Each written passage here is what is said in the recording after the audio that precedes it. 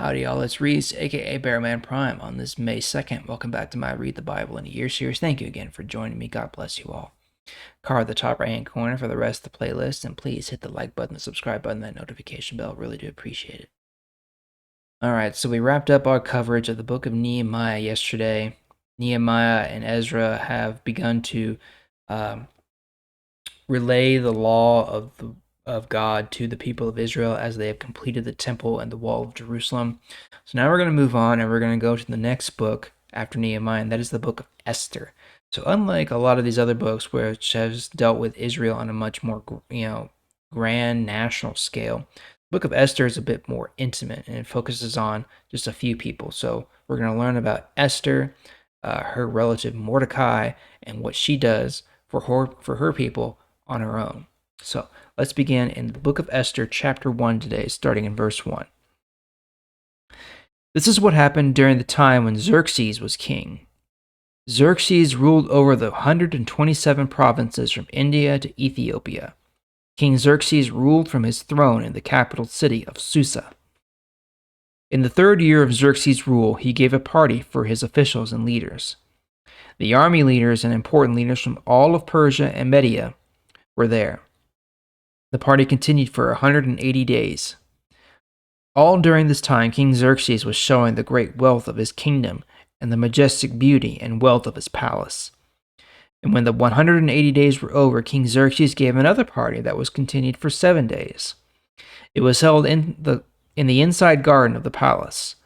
All the people who were in the capital city of Susa were invited, from the most important to the least important.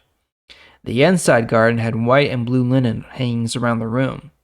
They were held in place with cords of white linen and purple material on silver rings and marble pillars. There were couches made of gold and silver. They were sitting on mosaic pavement made of porphyry, marble, mother of pearl, and other expensive stones. Wine was served in golden cups, and every cup was different. There was plenty of the king's wine because the king was very generous. The king had given a command to his servants. He told them that each guest must be given as much wine as he wanted, and the wine server obeyed the king. Queen Vashti also gave a party for the women in the king's palace. On the 7th day of the party, King Xerxes was in high spirits from drinking wine. He gave the command to the 7 eunuchs who served him. The eunuchs were Mehuman, Biztha, Harbana, Bigtha, Abagtha, Zethar, and Carcass. He commanded them to bring Queen Vashti to him wearing her royal crown. She was to come so that she could show her beauty to the leaders and important people. She was very beautiful. But when the eunuchs told Queen Vashti about the king's command, she refused to come. Then the king was very angry. It was the custom for the king to ask the advice of the experts about the law and punishments. So King Xerxes spoke with the wise men who understood the laws. They were very close to the king. Their names were Karshena, Shethar, Admatha, Tarshish, Meres, Marsena, and Mimikan. They were the 7 most important officials of Persia and Media. They had special privileges to see the king. They were the highest officials in the kingdom. The king asked them, "What does the law say must be done to Queen Vashti? She has not obeyed the command of King Xerxes that the eunuchs had taken to her." Then Memucan answered the king with the other officials listening. "Queen Vashti has done wrong. She has done wrong against the king and also against all the leaders and the people of all the provinces of King Xerxes. I say this because all the other women will hear about what Queen Vashti did. Then they will stop obeying their husbands.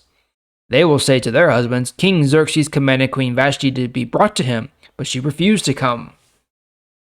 Today, the wives of the Persian and Median leaders have heard what the queen did, and these women will be influenced by what she did.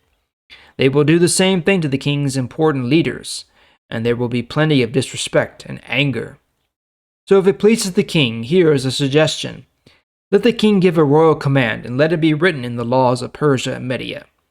The laws of Persia and Media cannot be changed. The royal command should be that Vashti is never again to enter the presence of King Xerxes. Let the king also give her royal position to someone else who is better than she is. Then, when the king's command is announced in all parts of his large kingdom, all the women will respect their husbands. From the most important to the least important, all the women will respect their husbands.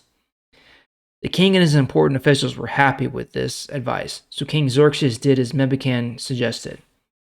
King Xerxes sent letters to all parts of the kingdom. He sent them to each province written in its own language. He sent them to each nation in its own language. These letters announced in each person's language that every man was to be the ruler over his own family. All right, so we're just setting things up here. So Xerxes, king of Persia and Media. He's very powerful, very rich, very wealthy, and he's flaunting his power and his wealth to all of his officials. And he wants to show off his beautiful queen Vashti. He wants to show her off, show everyone how how much of a stud he is to get such an awesome queen, along with all this other stuff. But then, surprise, surprise, Vashti's like, nah, not doing it. So Xerxes is like, what do I do? And so we have these officials who say, look, if the queen is not going to obey the king, that's going to just start trouble everywhere else. Now, wives are going to start disobeying their husbands everywhere in the entire empire. And we just can't have that. So, they're basically banishing Vashti, and they're going to find someone else to be Xerxes' queen, the queen of Persia. So, that's the setup there, and we're going to pick it up there tomorrow. Thank you again for joining me. I sure do appreciate it, and I'll see y'all tomorrow.